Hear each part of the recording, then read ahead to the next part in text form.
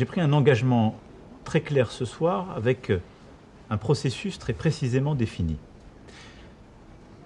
Je me suis engagé à ce que cette réforme ne passe pas en force aujourd'hui dans le contexte actuel et que nous nous donnions quelques semaines afin de permettre l'apaisement, la reprise du dialogue en vue d'un accord global.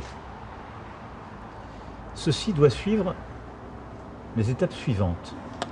La première, c'est que fort de cet engagement, j'ai demandé, et je demande ici, à ce que tous les responsables appellent explicitement à la levée des barrages et des points fixes.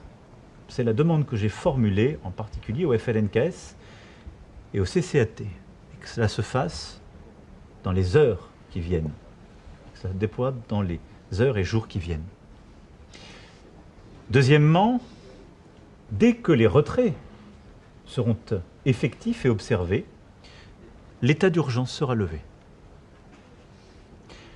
Troisièmement, le dialogue politique doit reprendre immédiatement. C'est pourquoi j'ai décidé, écoutant la demande de plusieurs, d'installer une mission de médiation et de travail, installée aujourd'hui avec messieurs Bastille, Potier et Thiers, qui m'ont accompagné pour rester pour lancer le travail. L'État, à travers ses 3 hauts fonctionnaires, fins connaisseurs de cette question et des questions institutionnelles, jouera ici un rôle impartial pour permettre la reprise du dialogue et l'avancée des travaux pour un accord global. Quatrièmement, je ferai d'ici un mois, au maximum, un point d'étape pour regarder en conscience les choses et prendre les décisions sur la suite institutionnelle à donner. Et je considérerai évidemment le retour au calme, mais également l'engagement sincère des partis à la reprise des négociations en vue d'un accord.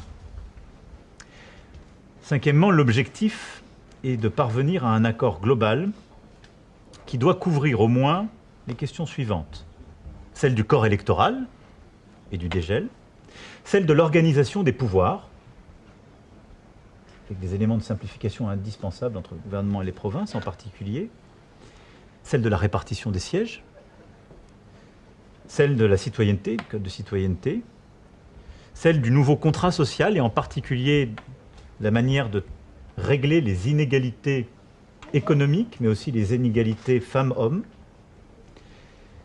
la question de l'avenir économique, de la diversification et du nickel, avec des pistes d'évolution pour les usines à court, moyen et long terme, et la question du vote d'autodétermination. Ma volonté est que cet accord global soit celui qui intègre notre Constitution. Après avoir écouté l'ensemble des forces engagées, je suis confiant sur leur capacité à reprendre ce dialogue et à bâtir un accord global dans les semaines et les tout prochains mois. Cet accord doit être négocié évidemment par les forces politiques, légitimes pour le faire, mais doit aussi associer les maires, les forces vives, en particulier économiques, de la Nouvelle-Calédonie, à la fois compte tenu de ce qu'ils ont supporté ces derniers jours et au fond du fait qu'ils sont les premières victimes de l'incapacité à trouver un accord aujourd'hui, mais compte tenu aussi de leur légitimité et de leur esprit de responsabilité. On souhaite aussi que cet accord puisse être soumis au vote des Calédoniens.